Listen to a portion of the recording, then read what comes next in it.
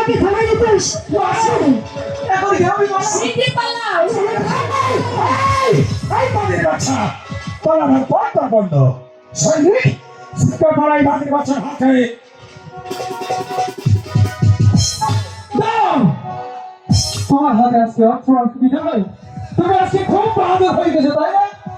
আমি আমার সন্তানের একমাত্র সন্তান, আজকে যদি আমার হাতে একটা অস্ত্র থাকতো আমি দেখিয়ে দিতাম যুদ্ধ কাকে বলে।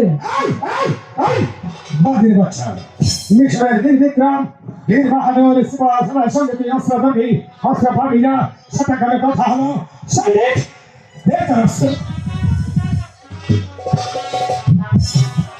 আয় বাদের বাচ্চা ওরা নিশানা দেখি তোর সাথে কত শক্তি আছে।